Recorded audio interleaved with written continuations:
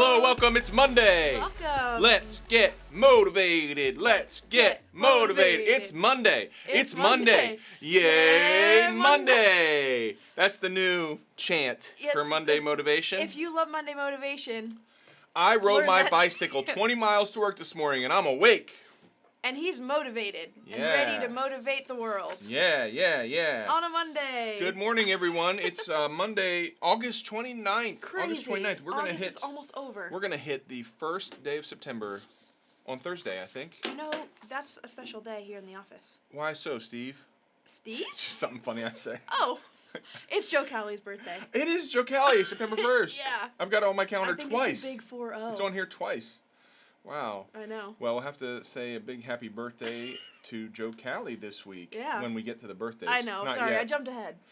Korinne, how was your weekend? My weekend was really nice. All my family was in town. All of them? My extended family, on my mom's side. Wow. So pretty much every cousin except one. Wow. But, yeah, it was really, really nice. I was seeing your pictures on the Be Real. On Be Real. Are you guys on Be Real?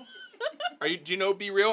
I'm learning not everybody knows about the Be Real. Not everybody. I don't think it's the Be Real though. No, but I like to say things silly. I know. Just like when you called me Steve. It's called Be Real, and it's kind of it is a social network, a form of a social network. But I find it to be very low in terms of time demands. Yep. You compared don't have to the to others. do anything really. So once a day, at the same time on everybody's device.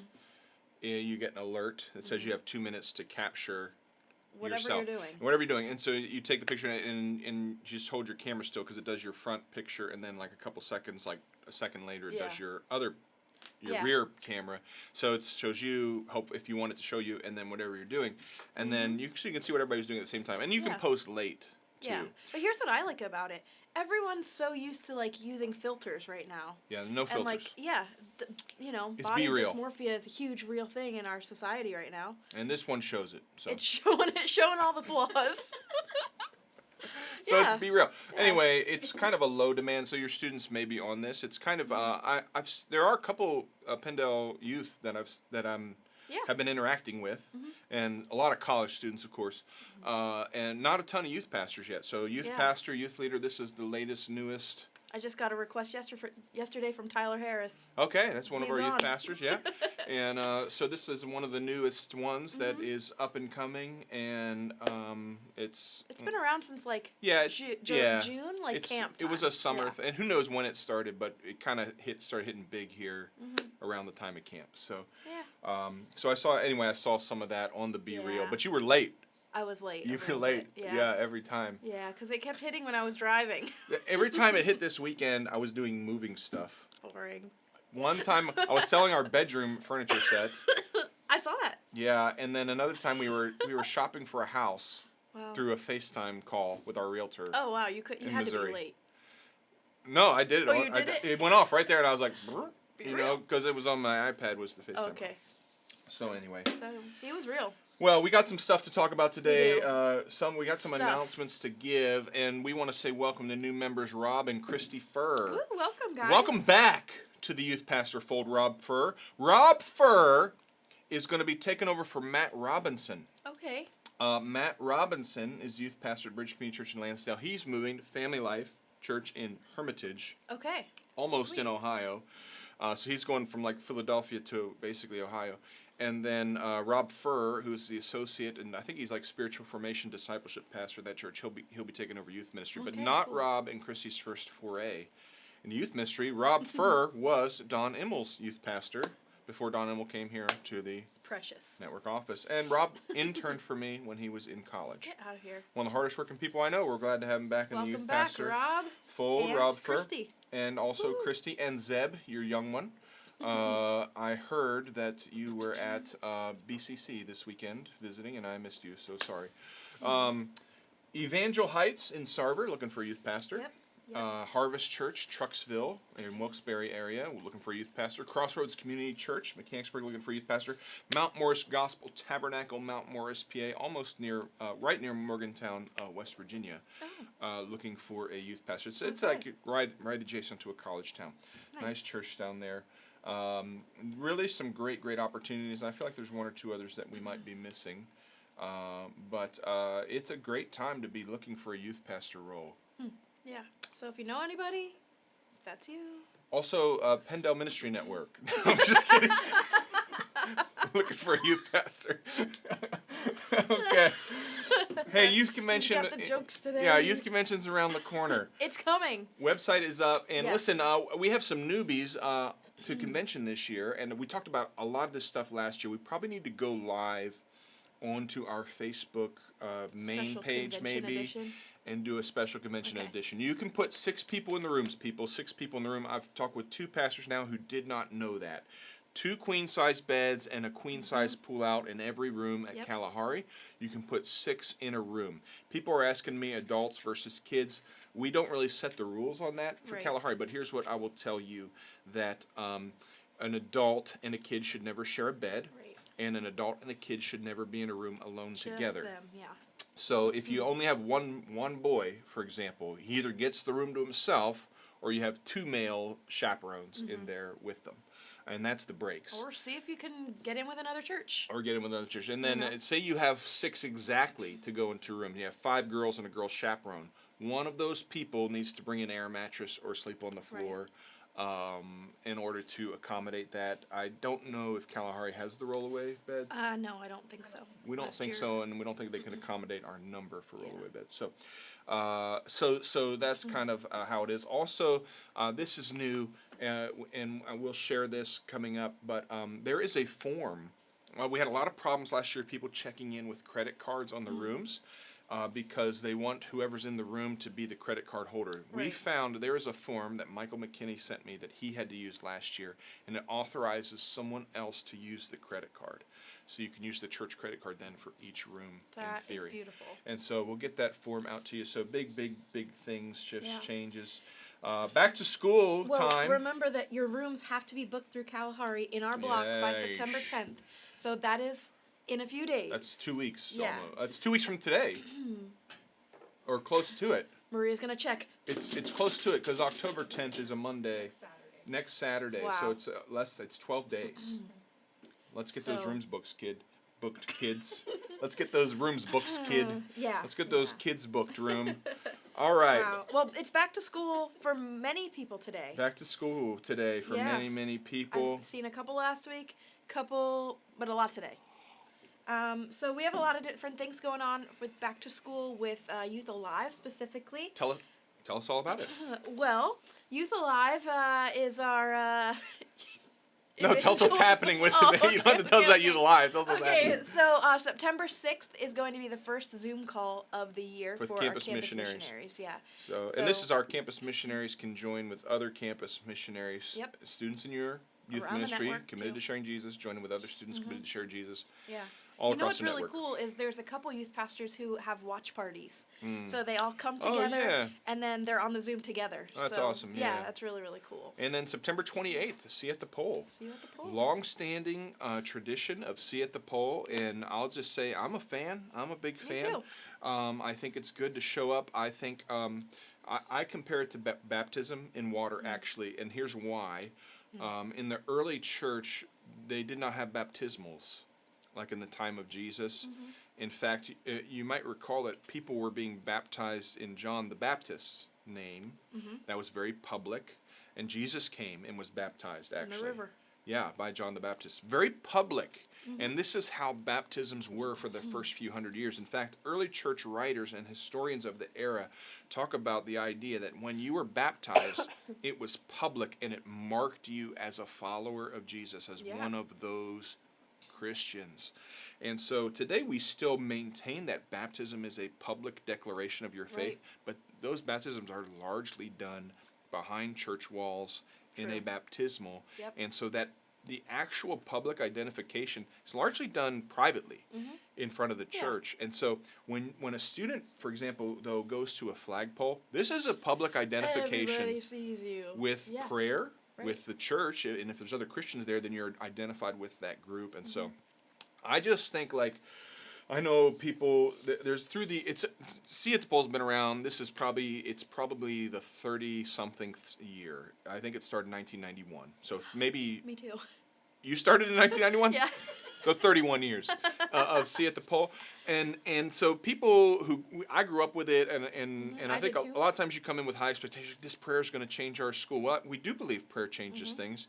Does a school always change because See at the Pole happened? No. In fact, it more frequently than not, it doesn't. However, there's more to it than just that element. There's this public identification element. There's a missional element. There's an outreach component. Yeah. And so I think it's powerful. I think it's I good. think so, Sorry, too. that my little side That's TED okay. talk on See at the Pole. Hey, even if you're a homeschooler group, you know, you got a lot of homeschoolers in there. I used to pick up a slew of homeschoolers and bring them to the pole. A and whole it was slew. really awesome, you know. Yeah. They need to identify with people at their school too. Well, So. September 24th, this is the Saturday before See You at the Pole in Yes. Springfield, Missouri. Our fellowship's first ever conference on LGBTQ and transgender identity issues, presented to us by the experts, Linda Seiler, Joe Dallas, the Restoried organization, voices across our fellowship who have testimonies of transformation of sexual identity, not sexual identity, but sexual preference, sexual desire, and also of becoming into gender normative type of feeling. And so, obviously, like, very loaded language, so I'm trying to make sure I use the right terms. But it's going to be a powerful day. If this is something you've been struggling with in your church, I would say one of the things I told Rob Furr last week, because he's like, what's new in youth ministry? And I'm like, well, yeah, social media is the TikTok is what it is. So, but also 5% to 20% of a youth group today may identify as something other than their biological sex in terms of their gender identity. So, And I think every student is affected by it. affected, absolutely. Definitely. So, hey, I'm going to this conference. I will be there. I'll be in Springfield that whole week, and then I'll be headed to the conference. So if anyone here is going, let's grab dinner on Friday nights out there. My treat, and on behalf of the Pendel Ministry Network. And so I'd encourage, if you want to come One on thing out. to note for that is the registration is the cutoff September 8th. September and 8th. they said you cannot register in person, so get on that. Very good. Well, we've been on a series that the last one of these we did was June or May, maybe, about A long time longevity in youth ministry. Yeah. And this is, of course, where my doctoral work has centered. And we talked about personal characteristics that you need. Yep. For And things you longevity. don't We talked need. about things you don't need and personal characteristics you don't. We talked about relationships you don't need and things like that. We talked about then the relationship was a two-parter. Today we're going to talk about what I've kind of termed as logistics. And logistics are well, I'm not exactly sure how to define it, so maybe we'll look it up. But it's the how-to. It's Yeah. like the delivery method. It's all those details of work. Work stuff. It's if you will. work stuff, if you will. And this is what Google says about logistics. The definition: a process of planning and executing. And we often think of it in terms of like delivery of goods. Like trucking companies are considered logistical, but it's like, how do we get from point A to point? But the logistics of being long in youth ministry how do are you get from point A to point B? yeah. What's your salary? What's the salary for that for longevity? What's days off look like? What's a calendar look like? How about how we run our youth ministry? That's a logistical point. And so it's a lot of those big details that they're not personal, they're not relational, they affect those things. They're not spiritual, they're not educational. And so But it's necessary to know. necessary to know. And so I want to talk first about what you don't need. Okay. Logistically, and honestly, next week, no Monday Motivation. It's Labor Day. We'll be wrapping up family camp at the Bongiorno Conference Center, and then we really only have there's a couple more Monday Motivations after that I'll be here for, but really only two where we'll be addressing this. So we'll talk about logistics today. And our next one, we'll talk about educational characteristics when we talk back on this track. And then the last one is spiritual characteristics for longevity. So just enough Mondays left to get through this. But Hey, here's something you don't need, but it's helpful. Okay. A careful hiring process. Now, I gotta say, like, we just went through hiring processes, seems like yesterday. Fall of 2020, we went through the process of hiring Maria and Korinne. And we actually did employ a very careful process for that. I felt like we did. How did Yeah. you feel about it? Well, I was on the other end. You were on the other end. So, what did you think? Well, yeah, I thought so. Yeah, I thought So so. an unthoughtful process would be, hey, you seem to be good with the kids, and you like social media, Yeah. and we could really use you here. So why don't you come work for us? Sure. And you would say, well, I really would like a job there, for some reason. Okay, let's go. Now check this out. That didn't happen. Over one third, felt like 31% felt like they did not have a thoughtful hiring process. Youth Just pastors recap. who were in their churches for 5 years or more. How many people did this again? 72, Okay. no, 79 And they're all full time. full time in their church 5 Right. years or more. Over a third, no, close to a third, 31% said they did not have a thoughtful hiring process. And I have to say, actually, that I feel like in the two churches I worked in, I did not have a thoughtful hiring process. I didn't in my first church. No, in fact, yeah, not at all. In fact, the first one that I worked in, the hiring process was just what I described. Yeah. Hey, you're good with the kids, and I saw you speak in front of some people, and you seem to be called, so why don't you come work for us? Okay, Yeah. I was there 4.5 years. And my second one was more thoughtful, but not as thoughtful, I think, as it should have been. When you came on board, of course, you put together a portfolio of I your did. work. We put you through some assessments. Yep. I think ministry gift assessment, Enneagram we used, Yep. and contrasted all that to my own Right. If set. we would work well together. Would we work well together? Yeah. And so that's like a lot of times, even when churches give assessments, it's one way. Yeah. You don't get to see what they're Yeah. testing as. And you know what I also liked is I had like a little interview with everyone on the team. That was really nice. Which is kind of dangerous, like, because they were all leaving. well. But you got yeah. to talk to Mark, you got to talk to Jess, get an idea of what it's like here, and that's, for Yeah. me, like, I want everybody coming here and knowing what to expect, because I want you here long term. Right. Even though, anyway. So, 50% went through an assessment as part of their hiring. Only 50%, Yeah. which means 29% thought they had a thoughtful hiring process but didn't have an assessment. And I would say you maybe think you did, but you didn't have a thoughtful hiring process. So I would pin it like more accurately, less than half. But you don't really need that to achieve longevity, but I think it's helpful. So if you're in a situation now where you were not thoughtfully hired, you were just hired willy-nilly, hey, listen, not a big deal. The Spirit really does guide and direct and lead us, especially in those imperfections. Yes.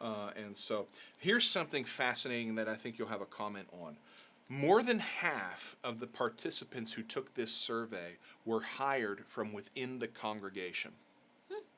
So That's me. that is you, which means of the 79, little more than half, so probably exactly 40, because it's 53%, Okay. or 41 maybe, said that they went to this church and then the church hired them, and they were able to go 5 years or more. I think churches feel like they can get away with maybe not such a meaningful or careful hiring process because they feel like they know the person already, but probably would be better still. Well, I think even if you're called and you know you're going there anyway, being aware of how personalities will interact Yes. together, visions, alignment, will help you be more successful faster. It doesn't mean you're not going to go because you don't Right. like what's in the assessment per se, but it just means it will help you. Yeah.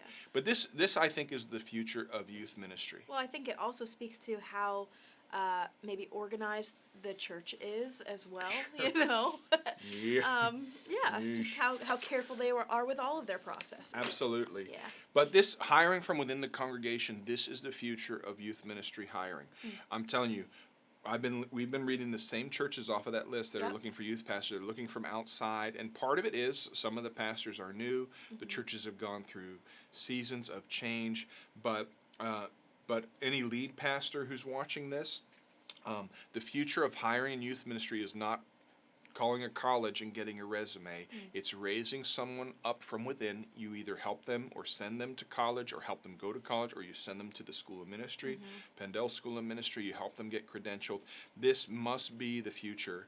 I don't really see it going any other direction at this time. Yeah. Consider the cost of education, consider inflation, consider how popular the church is these days. It's not. So less people are going, like, pursuing a call and then putting a resume out and saying, you know, wherever the Lord wants me to go. Yeah. And more churches are hiring from within. This is, and I don't lament that per se. It's a natural process. Yeah. We should be raising up and being able to hire people from within our own churches. For It's sure. a discipleship process. Yeah. So anyway, I see this as the future of youth ministry, and that was your experience. It was. Yeah. Yeah, Yeah. At 19. that's right. Well, I was 20 when I was Pretty hired. crazy. Yeah. So yeah, Yeah. so that's okay. 75% of participants responded that advanced planning mechanisms like calendars, lists, templates, directories, job description, or regular assessments play a role in youth ministry. And so that's key. It's 3/4. It kind of it's one of the big five of the logistical factors, Okay. the 5 biggest, most important things. And so keeping a calendar, Yeah. keeping lists. Even if you don't feel like you're the most organized person, those are some things that will help keep you on track and keep communication with the rest of the departments in your Yeah. church a little bit more cohesive. Being organized, and over 88% said they followed a patterned schedule. Interesting. So like their week followed a certain pattern, which you get that. We don't get that as much here. Yeah. Monday motivation might be the most patterned thing that we do, but because we do, our events are different. Yeah. But in the church, you get that. You get Wednesday nights coming, or Sundays coming, or whatever your youth service is, your small group Yeah. time, whatever, it's coming. So you have a pattern. 88% followed a pattern. Just over 2/3 keep a detailed schedule or calendar. Now, this is shocking. Over 30% could not report keeping a detailed schedule or pattern, which means you don't need it for longevity in youth ministry, but most people have it. Most people have it. There are those out there who pride themselves on not keeping a Just schedule. going with the flow. Yeah, I would just say to you, okay, but you are putting a lid on how much God can really use you, not within the context you're in per se, but if you can't be organized or keep a scheduled calendar, it's unlikely that you'll see your responsibilities or influence increase. And that may be okay. You may just feel called to serve where you are. Why would you say that? Because there's more responsibility, you know, like a larger ministry, wider influence, more responsibilities, more pressure, Yeah. more stress, more people to frustrate when you miss appointments if you don't keep a scheduled calendar. Yeah. And so I didn't You correlate. might not be optimizing your time either. No. Yeah. And I didn't correlate like who filled out that question to size of youth group. My educated guess would be it's all small youth groups in small churches. Yeah. Because you can get away sometimes without having a detailed calendar in small contexts. But the more people you're interacting with, and it's less about influence, I think, and more about people. Like the broader your scope is, then you have more people to keep track of. You better keep a calendar. Yeah. Like right now, I use a thing called Calendly, that when somebody wants to meet, I send them a link and they can see what time slots I have available. Just because, like, I need, You're in high demand. like, I don't know that said I'm in high demand. It's not. I just don't want to miss a meeting. Yeah. So like, here's Right. what I'm available, and I don't want to offend anybody by missing a meeting. And it's hard to sit down like, well, how about this time? How about this time? Well, Yeah. here's a page. Here's a link. Go to it. And Yeah. I think maybe it feels a little impersonal, but I actually do it so that I don't offend people. Right. But So they don't sometimes miss as a youth meeting. pastors, you feel like you're in high demand and everybody wants you to be at their game No and doubt. everybody wants you to be blah, blah, blah and do everything. No doubt. You know. I like Calendly. It interacts with iOS Nice. naturally, perfectly, without any additional plugins. It costs money. It's like $75 a year or something, but it's been helpful to me. Budgeted in. Yeah. So shocking. 30% don't keep a calendar, a detailed calendar. Okay, let's move on, and I want to skip the next one. Let's talk about salary. This is huge. Okay. Now, my hypothesis was that youth pastors who attain longevity are compensated well. Like they make enough to be able to stay in their context. for a long period of time. That was not proven to be true. Yeah. Not proven to be true. And a lot of people leave youth ministry over salary. And so their feeling is, well, if you pay better, we'll stay longer. Or- Yeah. I don't know. Yeah, there's bigger things at work here, like heart and call. Yeah. And so it was generally shown to be true, but the salary numbers were shockingly low nationwide. One youth pastor attaining longevity made less than $20,000 a year. Wow. Now, probably lives in a parsonage. Like I know one guy I talked to has a trailer that they live in that was given to their family, basically rent-free and all that. That And so helps for sure. there's those circumstances that help. The average salary of 79 youth pastors who've been in their churches 5 years or more, the average salary was $37,000 a year. The median range was $40,000 to $45,000 a year.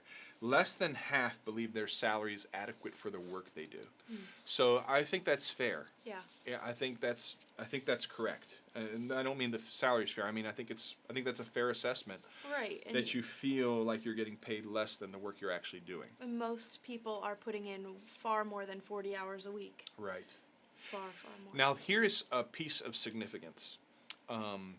Over 77% of participants have the ability to own a home or have a mortgage in the same community their church is located in. So even with those low salaries, they're able to put down roots in the community where their church is. That's important. That, I think, is the significant marker here for salary. A lot of times, like, society processes salaries in terms of, well, you want to make 6 figures, get these jobs, you know. Well, it's different in ministry. You have a call. When this is Right. what I've been telling pastors when they call and they say, what should a youth pastor be paid?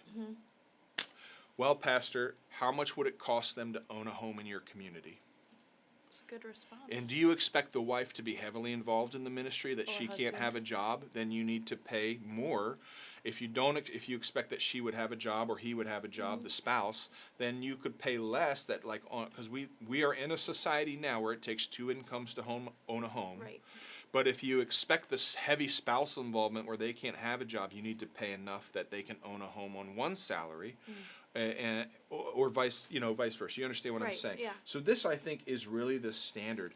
And this is what I've told pastors. If you like your youth pastor, if you want them to stay for a while, pay them well enough that they can own a home. Yeah. It's hard to get out of a community when you own a home. Like, it's harder to True. quit a job when you own a home. Yeah. Because you think, like, when you own an apartment, it's like, oh, you just quit, you pack up, you leave.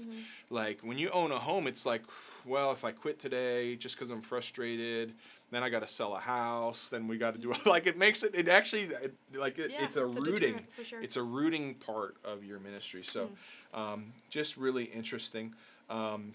63% of participants receive health insurance. Sadly, less than half see that coverage extended to their families. A lot of times that was because their spouse has insurance through another job, which my health insurance for including to this day has been through my wife's job as a teacher. So that's kind of common. Smaller number of youth pastors receive retirement benefits. 38% receive retirement benefits. That's kind of shocking, actually. Just really interesting. Some youth pastors felt that they were paid very well. Others had spouses that had very well-paying jobs, so they didn't care. That's okay. Yeah. Others expressed extreme frustration.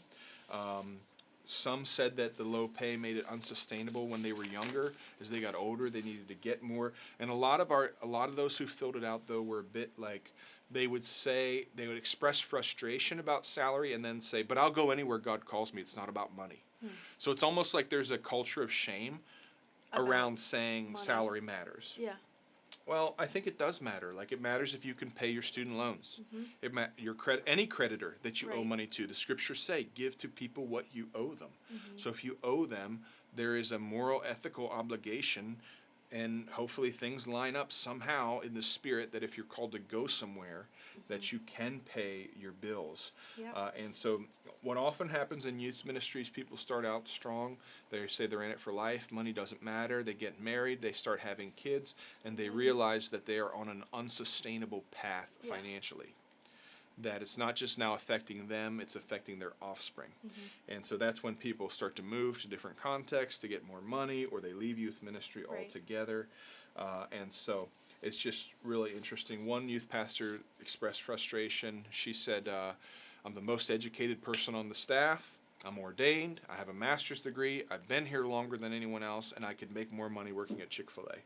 Well, that is frustrating. Yeah. And I would say as well, boo to your master's degree. Like, I've talked about this on here before. Like, go study and get a master's degree or doctorate if you're called to do it. But if you're not called to do it, don't do it. And just because you've done it, don't expect respect. Don't expect that. Yeah. So now, but I surely hear her frustration. Yeah. And then she said, "But it's not about the money. I'll go anywhere." So just really interesting. I think money does matter. I think what matters is, can you provide for your family? Can you put down roots? Yeah. That's the question.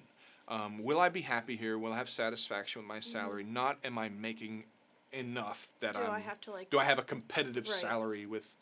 Am I, yeah. Yeah. But can And I? You don't want to be like rubbing together two pennies. No. As they say. Yeah. Can I live here? Can I own a home? Can we be happy? So, Yeah.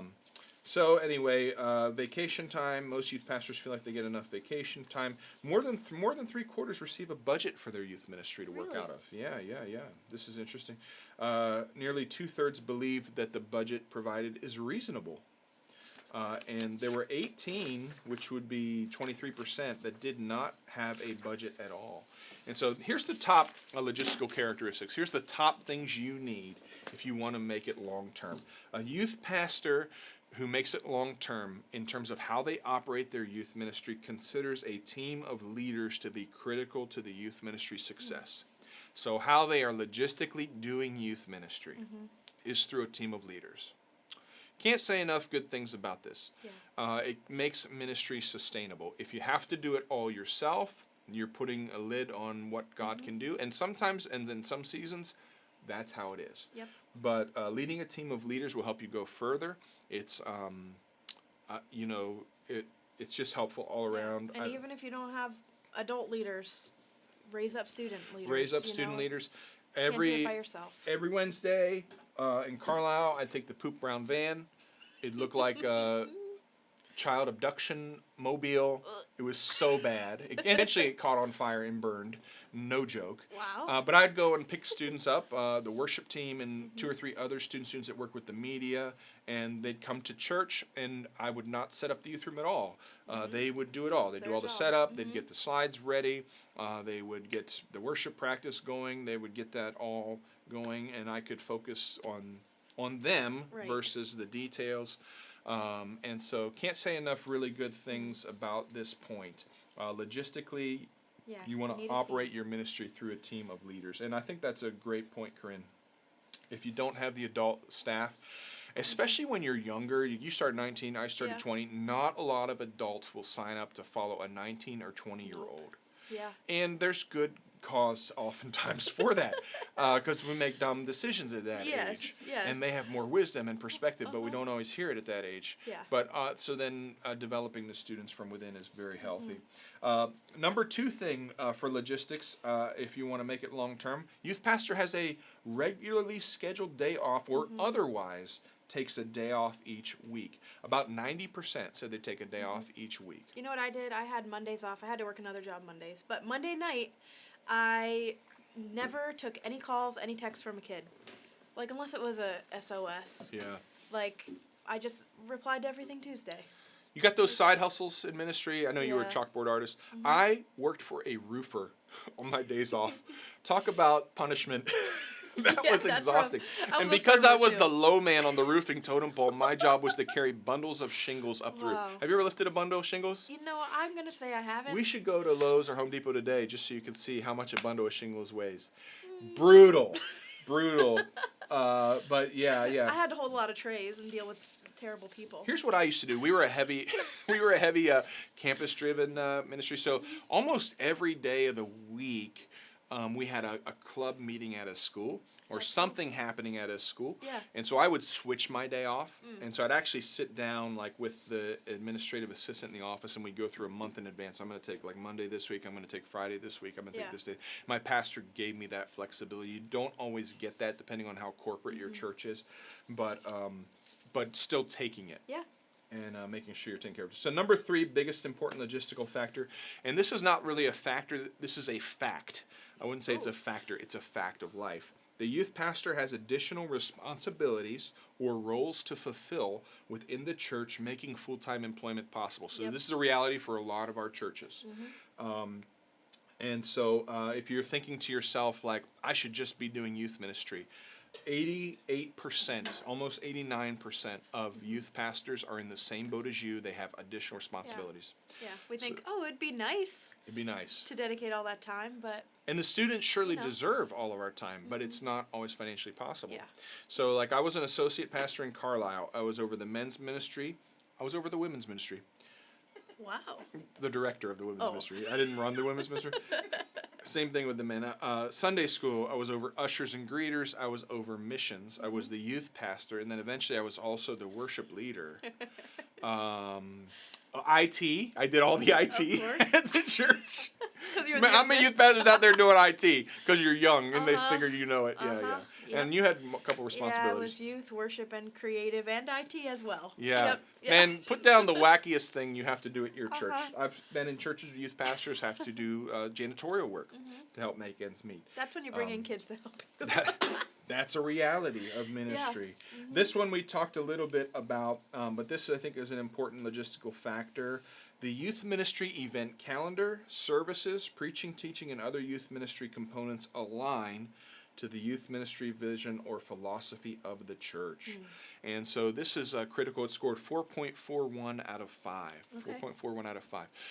And so what does that mean? It means there is a discernible purpose in how your calendar is scheduled, what you're preaching on. Right. And this, I think, is important for longevity because when you just start out, it's kind of a lot of times a shotgun approach, Yeah. and you're reacting Let's to do it issues all. but eventually you're going to want more. Then you're going to want to see Yeah. that you're attaining long-term discipleship outcomes from Right. your students. And so Yeah. aligning what your vision is, getting your vision on paper. What are the top 3, 4 things that you want students walking away from your youth ministry knowing, understanding, being? If we asked your students, what's your youth ministry all about? What do you want them to say? Yeah. Find those 3 or 4 things and then align your calendar, your vision, to your vision. Align your preaching to your vision. Yeah. Align the events you go to your vision. You'll quickly find that you don't have to do paintball and you don't have to do all Right. that because it doesn't align to your vision, even though it's fun to shoot students with paintballs sometimes. Last big thing, youth ministry vision is in alignment with the lead pastor's vision for the church. And we talked about in the relational section a couple weeks ago, the most important relationship for a youth pastor to survive in a church long term is relationship from the youth pastor to the lead pastor. This is a part of that. The youth ministry vision is in alignment with the lead pastor's vision for the church. I have seen this fall apart more than once, where a youth pastor gets frustrated, can't stay at a church, and it's a vision alignment issue. Yeah. Oftentimes, youth pastors and lead pastors will speak the same language and mean 2 different things. Yeah. So there was a youth pastor who followed me in Carlisle, not the one who's there now, but the one who immediately followed me. He was only there about a year and a half, and he would say, yeah, we want to reach the lost. Now, the pastor in Carlisle, Chuck Kish, to this day, very missional. They have chaplaincy programs all through the community, just highly evangelistic. And if you're going to be in youth mission there long term, you better be also missional, evangelistic. You better do Youth Alive, all that. The guy who followed me said that he wanted to reach the lost, but he was more like very small group discipleship driven. Didn't I think one of the things the pastor said at the end was this guy didn't have an evangelistic bone in his body. Whoa. Good guy, honest guy, friendly guy, good relationship with the youth pastor, but it didn't work because there wasn't vision alignment. Right. So that's some super key logistical things. Yeah, work stuff. So work stuff, details. Yeah. Next segment will be in 3 weeks, I think, and we'll talk about, because we have Labor Day next week. The week after that, we're going to hear from our new Network Fine Arts coordinator. And then after that, we'll get back into this. But we'll talk about educational characteristics, credentialing, learning, conferences, stuff like that, and the effect they have on longevity in youth ministry. Wow. Any thoughts, Korinne? I mean, Oh, you've lived man. this. You were in 10 years Yeah, in a church. a lot of those things speak to me personally.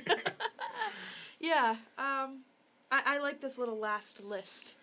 For sure. And I'll say, like, when you came on board, we did have a thoughtful hiring process. When it came time to talk about salary, this was, can you live on this? Can you pay your bills on this? Can you Right. pay your student loans on this? These were real questions I asked you. Yeah. Because, like, Because I was never able to do that before. well, I didn't know that. Yeah. But I did know. Okay. But what I did know was, like, if you're going to be Sorry. here long term, you've got to be able to have financial stability Right. and be able to catch up on. And that was one of my goals that I shared with you too in my interview. Okay. Yeah. That was Well, one of the things there you you said. go. What do you want to do in 5 years? Yeah, pay down. Yeah. Okay. Yeah. And so that was like, I don't know if you caught that, but like that was like one of the most serious questions where I was like, is this enough?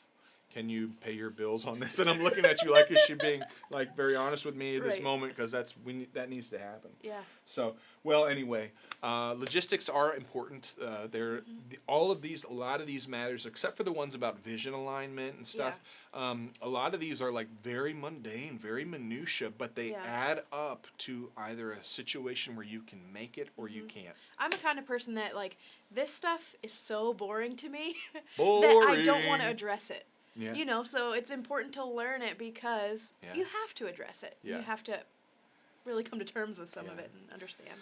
It's good. So, yeah. Well, let's got some happy birthdays here. We want to say happy Woo! birthday on Tuesday to Tony Cruz. Happy birthday, Tony, lead pastor now. Lead pastor, and he's got a great team there. Corey Lehman and Big Daddy helping him out.